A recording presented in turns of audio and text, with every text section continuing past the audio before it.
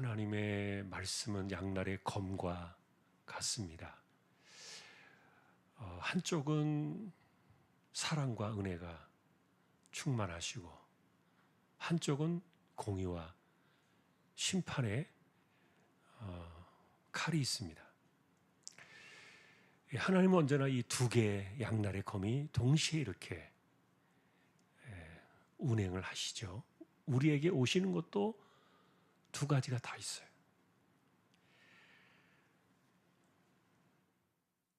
자, 우리는 지난번에 예레미야서를 보면서 기다림의 시간에는 끝이 있다, 이걸 우리가 보았어요.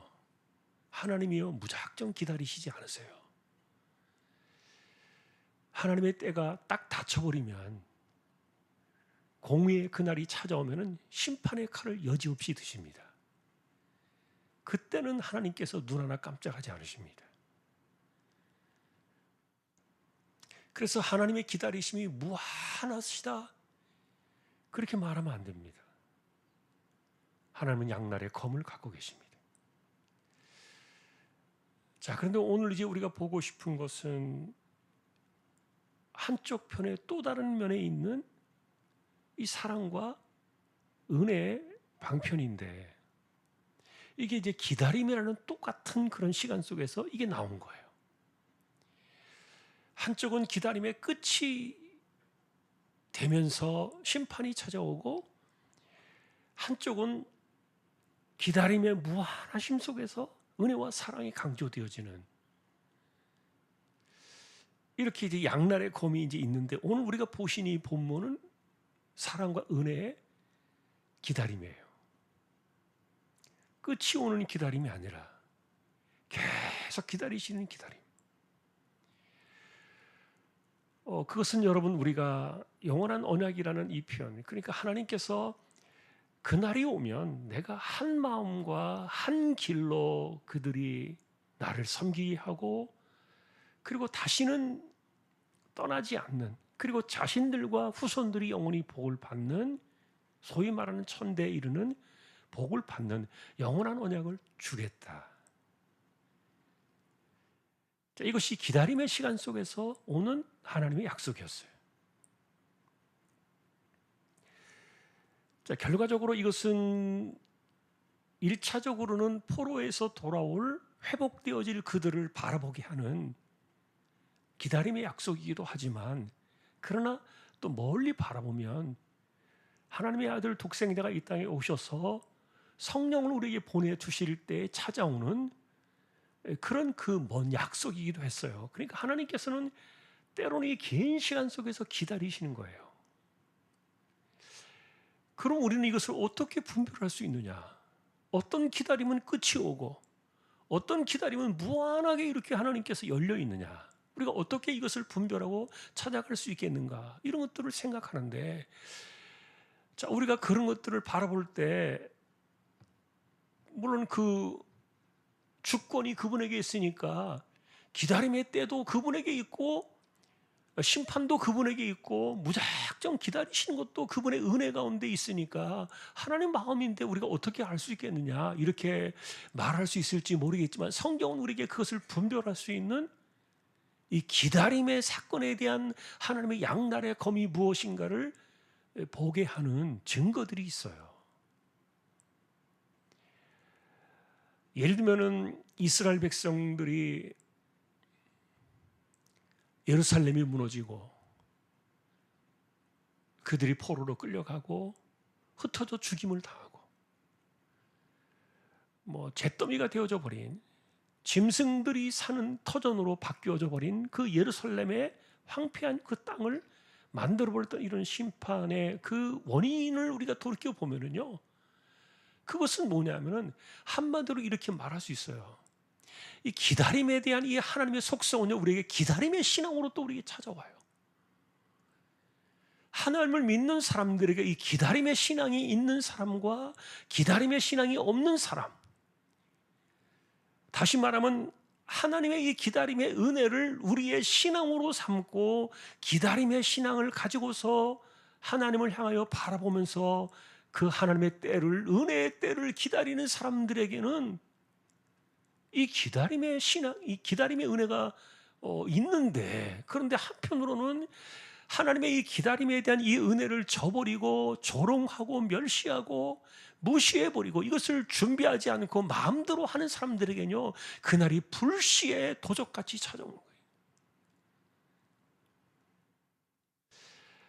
예를 들면 우리가 성경에서 예수님의 때를 기다리는 사람들을 우리가 생각해 볼 때, 안나 할머니와 시므온이라는 할아버지 두 분을 우리가 생각해 볼 수 있어요. 이 두 분은 비슷한 당대에 예루살렘 성전을 중심으로 거기에서 거의 이렇게 뭐 먹고 살다시피 하면서 왔다 갔다 성전을 떠나지 않고 살아계시던 분들인데, 시므온이라는 이 할아버지는 평생에 자기가 죽기 전에 메시아가 오실 것이라는 그 구속의 날을 기다리면서 그 하나님의 그 소망을 붙잡고 신앙으로 살다가 어린 예수님을 만났던 분이죠. 이 시므온 할아버지는. 또 안나라는 이 할머니는 84살이었는데 젊은 날에 과부가 되어가지고 평생을 그 성전에 살면서 떠나지 아니하고 기도로 섬기면서 이스라엘의 구속을 기다리고 이랬던 사람들인데, 이들은 다 자신들의 기다림의 신앙 속에서 하나님께서 은혜 가운데 그들에게 응답으로 찾아오셨어요.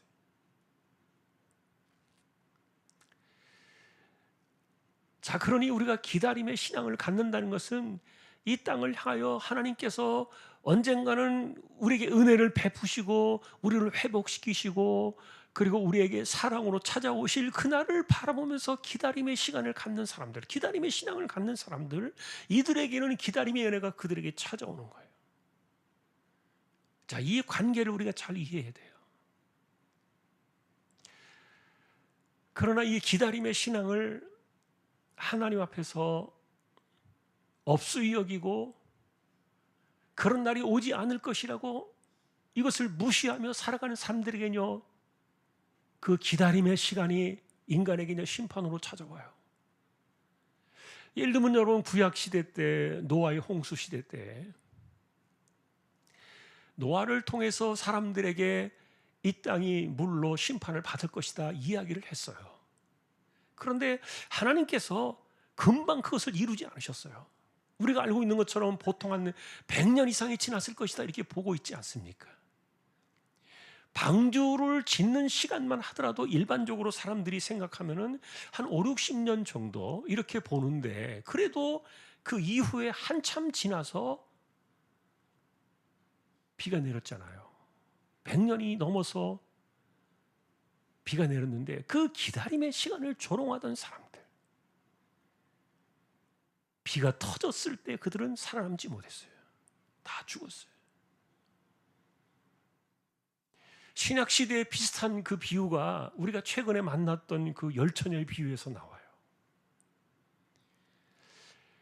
이들은 동일하게 등을 갖고 있었지만 그러나 기름을 준비하지 않았다는 말은 뭡니까? 신랑이 오실 그때를 대비하지 않았다는 거예요. 준비하지 않았던 거죠. 그 기다림의 시간을 조롱하는 겁니다. 그리고 더 중요한 것은 어쨌든 우리가 그 열처녀의 비유에서 만나는 마지막 때 신랑이 오면 우리가 언젠가 이렇게 급하게라도 준비가 될 수 있겠지라고 생각하면 안 된다 그랬죠. 굉장히 큰 오산이에요. 문이 닫혀버립니다.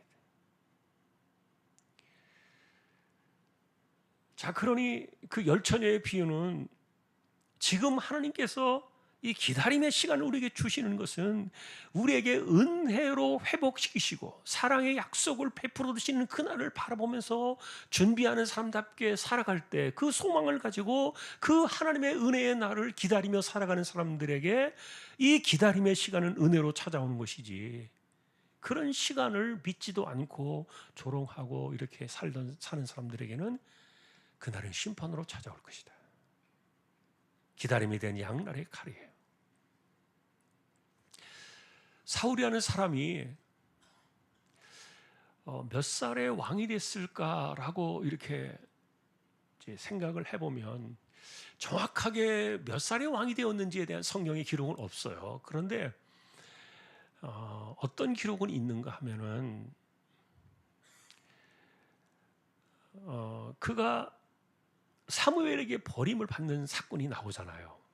여러분 성경을 읽으셔서 아마 기억나실 건데 그 원인이 아말렉과의 전쟁터였던 것으로 기억이 돼요.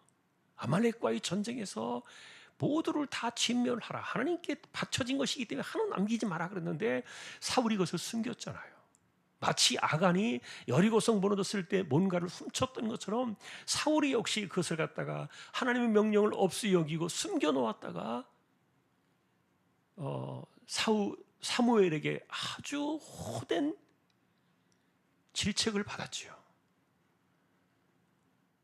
하나님께 내가 좋은 것으로 드리려고 하나님께 좋은 제물로 제사를 드리려고 이렇게 내가 따로 이렇게 마련해 놨습니다. 그래서 나왔던 그 유명한 질책이 뭡니까? 순종이 제사보다 낫다. 그렇게 버림을 받은 그 사건, 당신이 하나님을 버렸기 때문에 하나님도 당신을 버렸다라고 사무엘이 사울을 떠나가지고 다시는 얼굴을 보지 않고 등을 돌리고 떠나갔던 그때가요, 왕이 된 지 불과 2년밖에 안 됐을 때예요. 저는 이것을 이제 관심 없이 이렇게 성경을 보고 있었는데, 연도를 저는 굉장히 중요하게 여기는 사람 중에 하나인데, 성경을 볼 때마다 연도가 굉장히 중요해요. 근데 다시 한번 이 내용들을 쭉 찾아보니까 2년밖에 안 되더라고요. 그리고는 그가 왕위에 있었던 시간이 대체로 한 40년 정도를 봅니다. 그러면은 최소한 30년 이상 긴 시간 동안 하나님께 기다려 주신 거예요. 그 긴 기다림의 시간 속에서 사울은요, 전혀 하나님께 돌아오지 않았어요.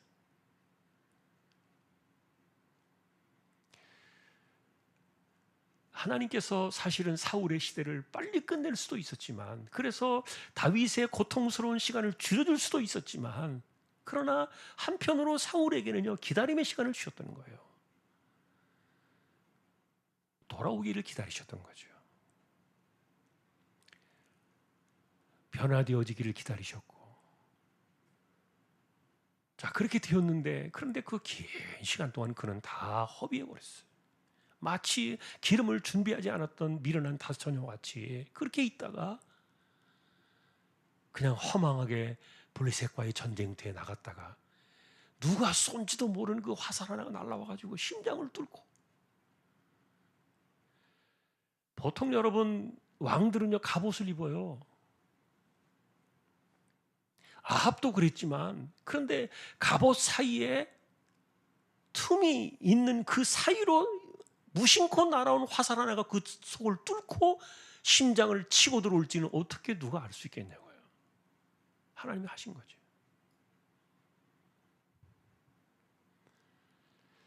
사울에게 기다림의 시간은 자기의 시간으로 생각했던 거예요. 그러니 하나님께서 자기를 기다려주신다는 그 은혜의 시간으로 그것을 붙잡고 잘못을 돌이키고 하나님께로 나와야 되는데 그 시간들을 그냥 다 버렸어요. 사울에게 기다림의 시간은 심판밖에 없었던 거예요. 참다 하나님께서 터뜨려 버리신 거죠. 여러분, 사울이 얼마나 비참하게 죽었는지 여러분 아시잖아요. 성경을 보면요, 그가 죽고 난 다음에 목이 잘려진 채 성벽에 붙어 있었어요. 성벽에다 못을 박아가지고 머리만 박아놓았어요.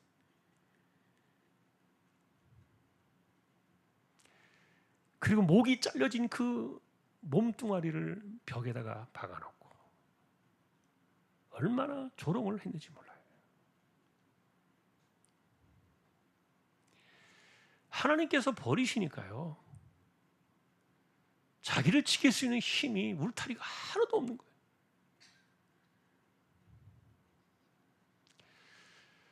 자, 그래서 우리가 생각해보는 이 기다림의 시간 속에서 우리를 향한 하나님의 기다림의 은혜가 있다는 거예요. 자, 우리에게 지금 아무런 일도 일어나지 않는 것처럼 이렇게 생각되어지는 그런 시간들이 사실은 더 우리에게는 위험한 시간이에요. 차라리 무슨 일이 일어나가지고 마음을 돌이키고, 그리고 회개의 마음이 일어나고, 그리고 또 하나님께 자신의 마음을 굴복시키려는 그런 계기가 있고, 어려움이 있고 고난이 있고 이런 사람들은요, 그래도 복 있는 사람들이에요. 그런데 아무것도 일어나지 않은, 마치 노아 시대 때 평안하다 평안하다 평안하다, 예레미야 시대 때 거짓 선지자들이 아무 일도 일어나지 않는다, 평강하다 평강하다 계속 그러다가 그냥 이렇게 터져버린 것처럼. 그러니 우리가 살아가면서 이 기다림의 시간을요, 내게 주어진 시간, 내가 평안할 때 하나님께로 돌아가는 것, 그리고 내 삶에 있어서 하나님과 어긋나는 길을 걸어가지 않도록 이렇게 자기 자신을 살피고 돌아보는 것은 굉장히 중요해요. 이것은 시간의 문제라는 거예요. 시간의 문제. 어떤 이들에게 하나님의 이 기다림은 심판이고, 어떤 이들에게 이 하나님의 기다리심은 은혜다. 은혜가 찾아올, 은혜를 주실 그 약속의 시간을 하나님께서 그를 기다리실 때는요, 그것이 이루어지는 거예요. 이것을 우리가 결정한다는 게 좀 굉장히 이상한 표현일 수도 있겠습니다만, 그러나 우리가 때를 결정할 수는 없어요. 그 마지막 때가 언제냐, 뚜껑이 열리는 시간이 언제냐, 우리가 뭐 이것을 알 수는 없지만, 그러나 우리가 은혜와 사랑의 길로 가느냐 아니면 심판의 길로 가느냐, 이것을 결정할 수 있는 것은 우리에게 있어요. 하나님의 기다리심이 우리에게 심판으로 끝날 것인가, 아니면 하나님의 기다리심이 우리에게는 더 좋은 날로 찾아오는 은혜의 시간이 될 것인가. 지금 내가 하나님을 바라보면서 어떻게 살아가고 있느냐가 하나님의 기다리심에 대한 양날의 칼을 결정하는 거예요. 양날의 검이 있어요. 이거 여러분, 우리는 생각해야 돼요.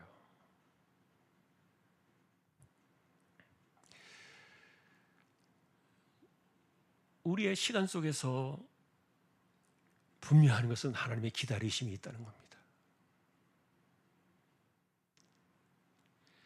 정말 하나님의 기다리심 속에서 은혜를 붙잡고 살아가는 사람들에게 좋은 날이 와요. 그 은혜와 사랑이 찾아올 때는요, 우리가 생각하지 못했던 은혜가 쏟아진다니까요. 하나님의 사랑의 손은 큽니다.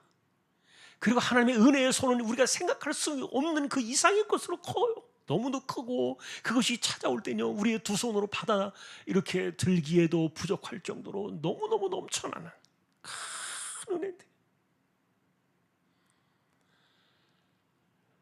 우리가 그날을 바라보면서 지금 하나님을 주목하고 하나님의 그 기다리심 속에서 은혜를 사모하는 거예요. 마치 안나와 시므온이 그랬던 것처럼. 내게 하나님께 주실 그 은혜의 날, 사랑이 쏟아지는 그날은 언제가 올 것인가. 그러나 반드시 그날은 하나님께서 내게 주실 것이다. 그 약속을 붙잡고 믿음으로 살아가는 것이죠. 이런 사람들에게 우리 인생의 시간 속에서 아무것도 일어나지 않는 그 시간이 중요하다는 거예요. 이럴 때가 굉장히 위험하다는 겁니다. 이 위험한 시간에 내 마음이 어디를 향해 가고 있는가? 하나님은 아랑곳하지도 않고 여전히 자기 중심대로, 그저 자기가 살던 방식대로, 자기가 원하는 대로 자기 중심으로 이렇게 막 살아가는 사람들은요, 아무 일도 일어나지 않는 것 같은 그런 그 기다림의 시간이 그에게는요, 심판의 칼이 된다는 거죠.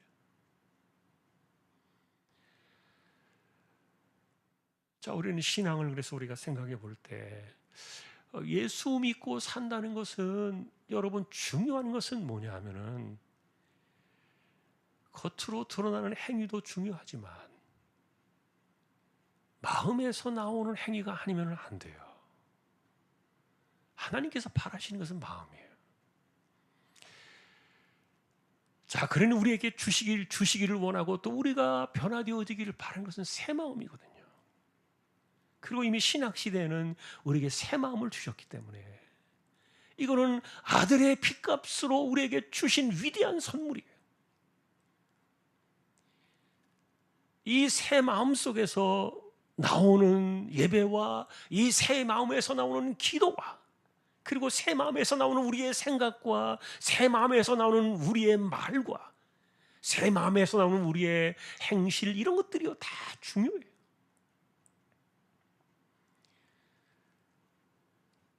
우리가 기도해서 하나님께서 응답으로 좋은 것을 주실 때도 있지만, 그러나 우리가 일반적으로 그렇게 말하잖아요. 그 응답이 내가 기도했으니까 당장 내일 올 거야. 이렇게 말하는 사람은 어디 있어요? 아무도 그럴 수 없어요. 내가 아무리 기도하고요. 뼈를 깎는 아픔으로 기도를 해도 그 시간은요, 하나님이 정하시는 거예요. 시간에 대한 결정권은요, 주권은 하나도 인간에게 없어요. 마지막 날 종말의 그날만 하나님께서 주권적으로 하시는 게 아니에요. 한 개인에게도 이렇게 응답하시는 시간이 그것은 우리가 정할 수 없다는 말이에요. 하나님이 정하세요. 그것은 우리가 기다림의 신앙으로 나아가는 거예요. 기다림의 신앙.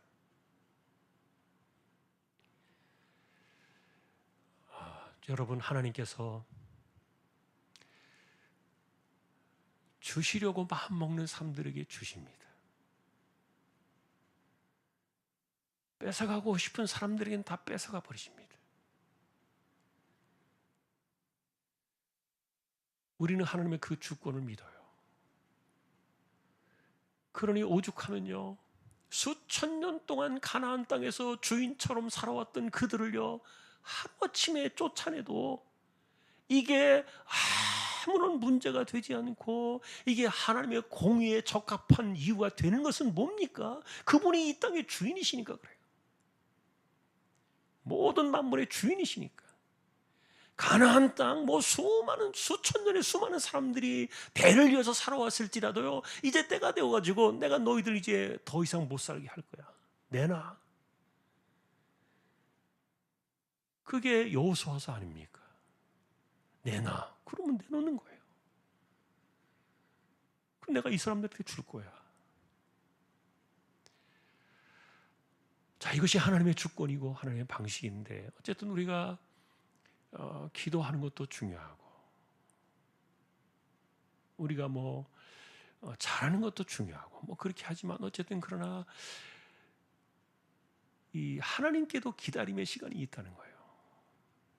어쩌면 내가 더 믿음이 좋아질 때를 기다리고 있을지도 모르겠어요. 내가 지금 은혜를 사모하고 하나님의 사랑의 그때가 내 인생 속에 찾아오기를, 하나님의 빛이 내 인생 속에 찾아오기를 내가 정말 학수고대하면서 기도하면서 그렇게 기다릴지라도 하나님께서도 그분의 기다림의 시간이 있는 거예요. 우리는 그 속을 다 알 수 없어요. 그러나 우리 역시 하나님의 그 속성을 믿고 바라보면서 우리 역시 기다림의 시간을 신앙으로 잘 만들어가는 것이죠.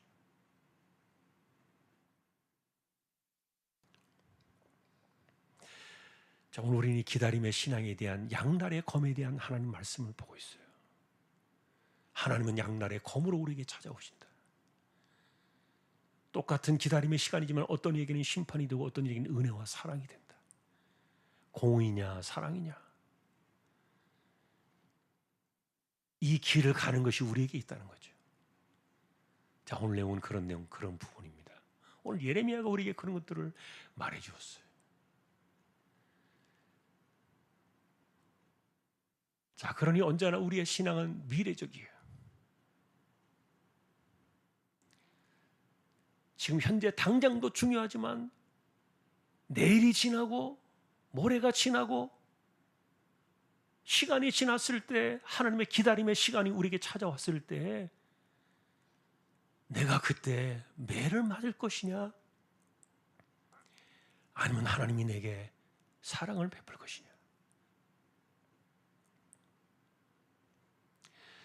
자, 우리는 그래서 지나가는 시간들, 현재를 지나갈 때 등과 기름을 준비한 지혜로운 다소녀 같지요. 지금 우리는 준비하고 있어요. 지금 우리의 마음이 하나님께 우리는 향해 있어야 되고요. 그 약속의 말씀을 붙잡고 있어야 돼요. 자, 이런 신앙이 저 여러분들의 것이 되어서 오늘도 기다림의 시간을 바라보면서 기도하고, 하나님, 나는 기다리겠습니다. 하나님은 내게 심판의 하나님으로 찾아오실 것이 아니라 내게 은혜의 하나님으로, 사랑의 하나님으로 찾아오실 것을 내가 분명히 믿습니다. 또 거기에 걸맞는 내 신앙으로 내가 지금 살아가고 있기 때문에 하나님, 나는 기다릴 겁니다. 그 때를 알지 못하지만 그러나 하나님께서 반드시 기다림의 시간에 때가 있는 것을 우리에게 말씀해 주셨으니까 기다릴 겁니다. 자, 이것이 오늘 저와 여러분들의 신앙의 진정성이 있는 그런 참된 믿음의 길로 나아가는 모두가 될 수 있기를 주님의 이름으로 축복합니다. 우리 함께 기도를 드리겠습니다. 청년들이 내일까지 수련을 합니다. 우리 아이들 하나님께서 지켜주시도록, 우리 고3 친구들 학업의 지혜를 주시도록, 그리고 우리 가운데 특별히 아픈 분들이 계십니다. 암 치료하는 분들이 몇 분 계시고요. 우리가 이름도 부릅니다만 그렇지 않은 분들도 돌아 계시고, 또 심각한 분들도 있고, 또 병원에 다쳐서 치료받는 분들도 계시고요. 그들을 위해서 우리가 기도를 드리고, 특별히 가난한 사람들을 생업을 놓고 기도하는 사람들, 우리가 믿음을 잃지 않고 하나님에 대한 중심을 잃지 않으며 기다림의 때가 옵니다. 자, 우리가 그런 것들을 바라보면서 함께 우리 통성으로 주여 한번 외치고 기도를 드리겠습니다. 주여!